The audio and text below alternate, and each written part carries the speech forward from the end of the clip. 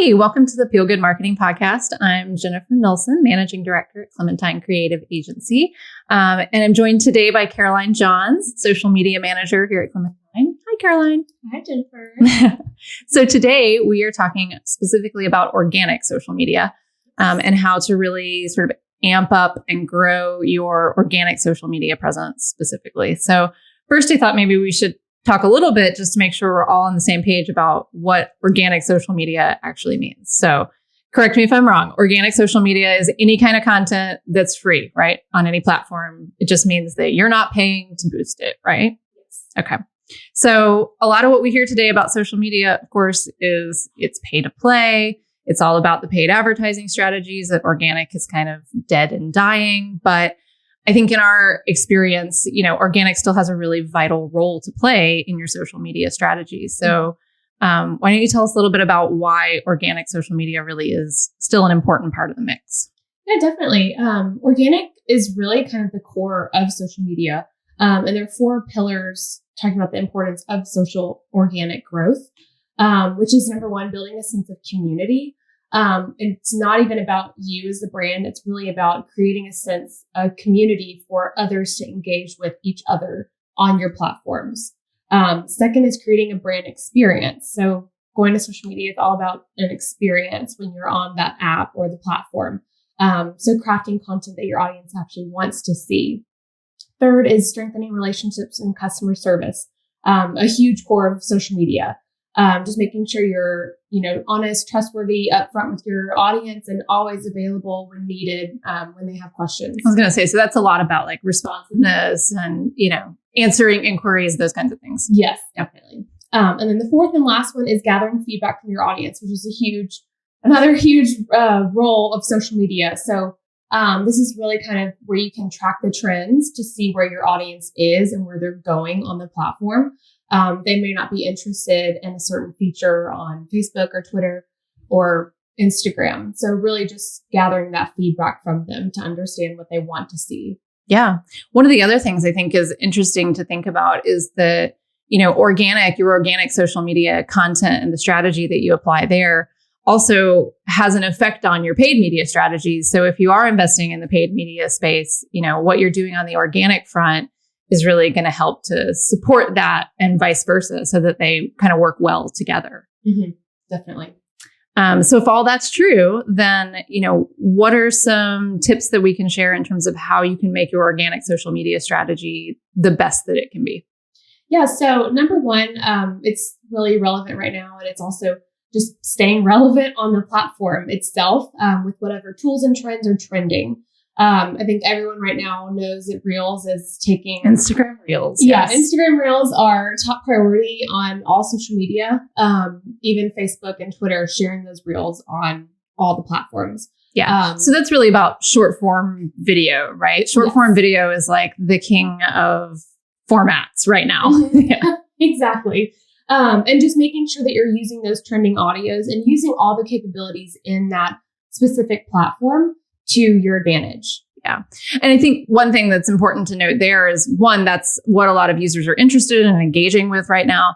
But it's also kind of following the platform's lead, right? Because that's what the platform is promoting right now. So if you kind of follow their lead in terms of what their newest tool is that they're trying to push, then you can kind of take advantage of a little bit of that extra reach that they're going to give you because they're promoting it themselves, right? Exactly. Yeah. Utilizing what they're showcasing most and just go with it. Yeah. And Reels is a perfect example of that. Yes, for sure. Which leads us into the second one is sharing. Talking about Reels too, I think people post to the platform to Instagram and just forget about it. But really maximizing your exposure and using all the content. Like it took a lot of time to create that Reel. So share it on Twitter, share it on Facebook, share it on Instagram stories, Facebook stories. So people know that you're on that platform too, if they may not be aware. Oh, so like as a cross promotion kind of, yes. That's interesting to kind of cross promote across platforms. And then I guess you probably want to diversify your content across platforms, obviously, so that people have a reason to follow you in different places. Yeah, exactly. And people will see your brand voice that, you may not use on Instagram, on Twitter. So it's a different way to take that approach of sharing different brand voices with your audience that they may not be aware of. So they may like the brand voice that you use on Instagram more than Twitter and want to follow you on all the platforms. Interesting. Yes. So the third is engaging and interacting, which social media is called social for a reason. We do tend to forget about that sometimes. Yes. So be social with everyone and I think people tend to hide behind a screen and not share their true and authentic brand. So just show people who you are. You're trustworthy, honest, always upfront, and just really engage with your audience. They're there to follow you and be in the know with what you're doing with your business. Yeah. And I think that's really all about kind of cultivating those conversations, right? Not being afraid to actually interact with people on the platforms. I think a lot of brands have a tendency to approach social media as just like outbound media. Like I'm talking at a bunch of people and I'm pushing out this content, but really, it works best if you're actually engaging and interacting with people and having authentic dialogues that are helping you to build that community. Exactly. And it also, people that are new to your brand may see you engaging with users on comments or whatever, and then maybe like, oh, I like how responsive they are. So it's just another way to build that trust for your brand. Right. I think a lot of brands tend to be a little bit afraid of relinquishing that control, but what will people say? What if someone asks a question that, is not what we wanted to put out there? But I think everything really provides a brand with an opportunity to respond in a positive way and sort of continue to build that brand equity in the space. Mm-hmm, definitely. Another how-to and tip that I would provide people is making it pretty, which is something you may not think about with social media, but it goes like what you were saying about paid. Put your paid dollars to good use because it's not all about paid and it's not all about organic. It all goes hand in hand. So when people land on your profile, you want them to want to follow you and want to engage with you. Yeah, I think that's something that a lot of people don't think about. So particularly if you're running paid ads and you're trying to grow your audience numbers, but you're not really doing much on the organic front. Well, and that ad goes out there and it looks great. And somebody says, oh, let me go take a look at these people. And then there's nothing there for them to see. Right. You've lost the conversion. I kind of think of that as almost the conversion to sale point. This is where you're closing the deal. So you can't forget about it. Exactly.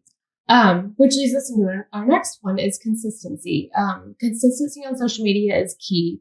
I always think, and it's so true for a lot of things, but quality over quantity, is huge for social media. And I know a lot of people have a consistent schedule that they post, but it's really hard to sometimes maintain that, 5 days a week posting schedule if you don't have the time to create really high quality content.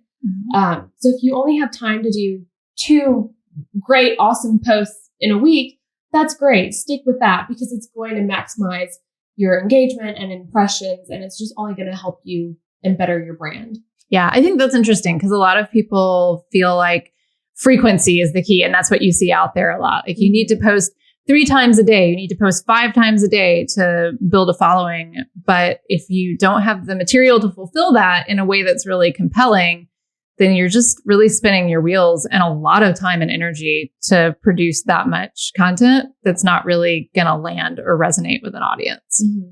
Yeah. The next one is kind of nitty gritty detail that a lot of people sometimes overlook as well is hashtags.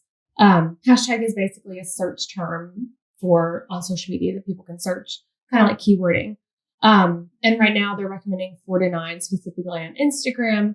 But utilize those to your advantage. Like look and see what your followers are, what they may be searching for or the product that you're pushing out, like what aligns best with that and use those like high reaching hashtags on your post. Yeah. And I think it's important to note that, hashtags are not just an Instagram game. Obviously, Twitter is very hashtag driven. But Facebook is using them increasingly to sort of index content as well. LinkedIn is using hashtags to index content as well. And the hashtags that perform on each platform, I assume are not necessarily going to be the same, right? Because you're looking at different audiences and people using them in different ways. So you really would have to do that research by platform, I suppose. Yeah. Yeah, for sure. Because they're all different. Yeah. Last but not least, and this is my favorite reason why I love social media, is be authentic.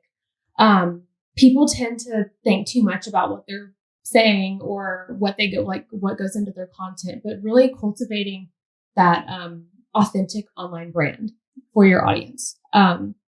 It's almost like you're creating a digital friendship with your users, because going back to like everything we've already said, the customer service, being responsive and engaging with them really all boils down to having an authentic online presence on social media. Mm-hmm. And I guess that's really about building trust, right? We hear a lot of discussion today about how people and how brands present themselves on social media. And there's a good balance, right, between really curating what you're doing and putting out high quality content versus keeping it authentic and true to who you are and true to who your brand, wants to be and what you represent to your customers, to make sure that you're kind of able to connect with people in a way that's actually real, even though it's digital. Yeah. Exactly. Yes. Yeah. Creating that real digital friendship. Yeah. Which leads us to, the overarching, social media connection is being smart about it and taking a strategic approach. I think it all boils down to that and your strategy and looking at that before you do really anything. And take a well thought out approach, because if you do that and you're doing everything that you should be doing, you're authentic, you're posting consistently, you're engaging with everyone, your social media presence can really deliver a strong ROI for your brand. Yeah. And I think that, it's interesting to look at this from a strategic standpoint as well, because it's something that a lot of people don't think of when it comes to social media. I feel like a lot of people approach social media as like, well, everybody's there, so I have to be there. Right. But they don't really necessarily expect to see results from it unless you're running a paid ad, right? And I'm paying for clicks and I'm going to track those things. But I think there are real business results that you can see from putting out a very high quality social media presence, even if it is only an organic presence, even if you're not investing in paid ads at that particular time, or that's something that's cycling through the mix, you still have a real business opportunity to make this work for you. And, why would you spend the time and effort and resources to do something if you didn't actually expect to get a return from it? And I think that's why strategy can be really important, because a part of that is setting goals so that you can be specific about what it is that you're trying to accomplish on social media, whether that's growing your audience or whether that's, servicing questions that people send in. And so there's a lot of different dimensions to what you can actually do on social besides just, running ads to drive people to your website. Right. Or posting because everyone else does. Yeah. Although that's a thing too, right? Particularly on Reels. Yes. Well, any other words of wisdom for the social media marketers of the world? I would just say, trust what you're doing and be authentic with, brand voice and even your content. And always engage. I always say, no comment left behind. Don't leave someone hanging, because it may, really impact what they think about your brand. Yeah. Is there like an expectation in terms of timeline or anything like that people on social media expect to get a response from someone? Like how fast do you have to be to really be effective? I think it depends on the person. I think a lot of people, want that quick response, but, I think, under 24 hours is totally acceptable. Mm-hmm. That's great. Well, this is a lot of good social media info. So thanks for all of that. We have a bunch more information on social media in our other Feel Good episodes and on our blog. So if anybody's interested in that, that's a great place to dig in and learn some more and hopefully get your organic social media really working a lot harder for your business. Thanks, Caroline. You're welcome. Thank you.